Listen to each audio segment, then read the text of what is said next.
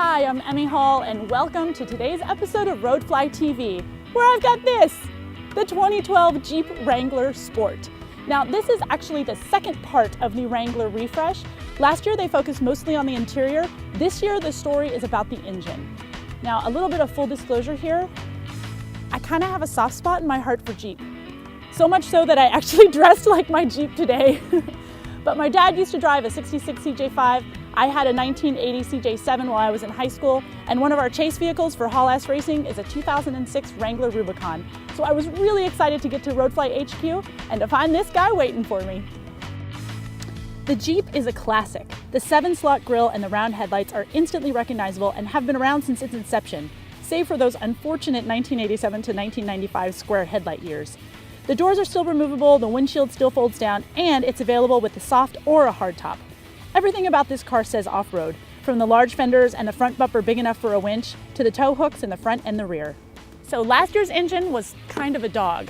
They really stepped it up this year with a new 3.6 liter V6 engine, which is going to knock out 285 horsepower and 260 pound-feet of torque. It goes 0 to 60 3 seconds faster than last year's model, 8.4 seconds as opposed to 11.4 seconds.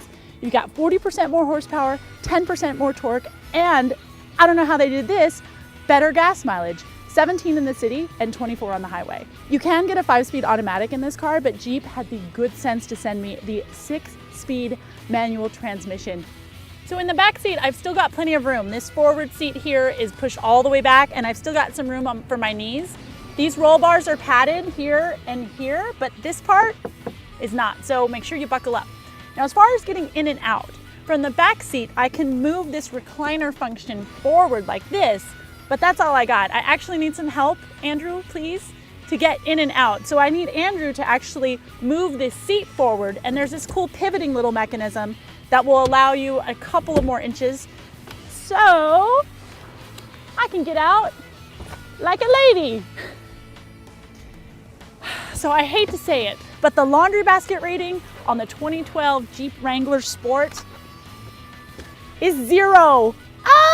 But when I move this seat forward, I get 61.2 cubic feet of space, and that is enough for a trademark laundry basket rating of 4, plus a tote and a cooler. Ta-da!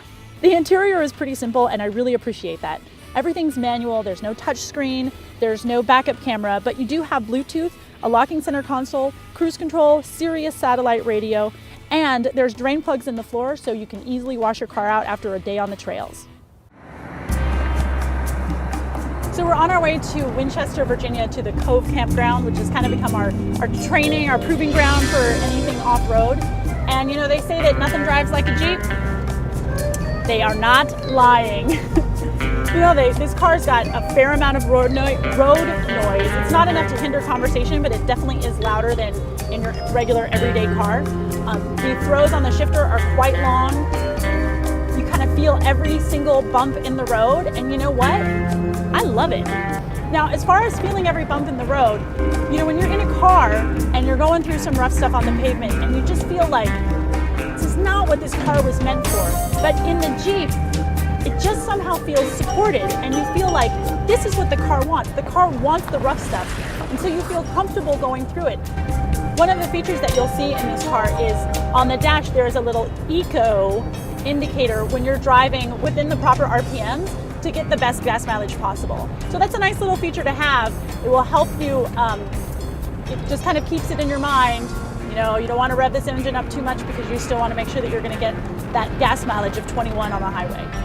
Now, I did have this car in the city for most of the time, and you know, it did pretty well. Riding up so high means that I could look over all of the traffic and see what's causing the holdup. The turning radius is about 35 feet, so I was able to flip around really quickly and grab that parking spot. And plus, I had a lot of visibility. I mean, these windows are huge, the side back windows are huge, and the back is really large as well. So really didn't have any problems with visibility, although I had to make sure to look down so that I wasn't hitting any smaller cars, like a Miata.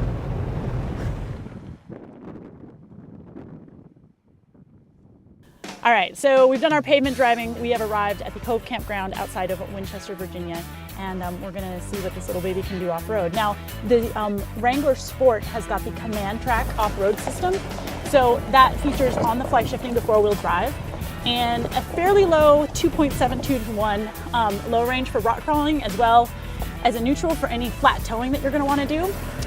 We have a solid front axle and a heavy-duty solid rear axle, and we've got some Goodyear on off-road sneakers wrapping up our wheels there. So basically what we have is a nice beginner's off-road package, or a starter kit, if you will. If you want to go up to the Rubicon model, then you get front and rear lockers, you're able to disconnect your sway bar, you've got Goodyear full off-road tires.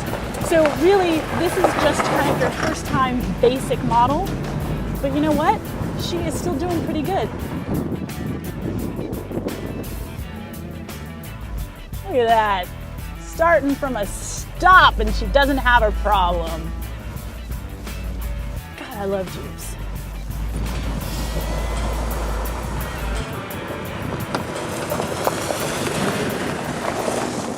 The 2012 Jeep Wrangler Sport comes with a 5-year, 100,000-mile warranty on the powertrain, a 3-year, 36,000-mile warranty bumper to bumper, and it even has a warranty against corrosion.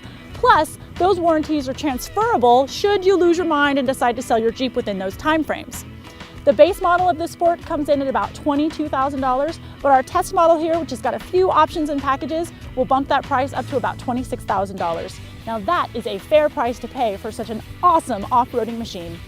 That's it for this week. I am Emme Hall. Thank you so much for watching. Now you know how much I love a convertible, but the instructions for taking it on and off occupy 25 pages in the manual.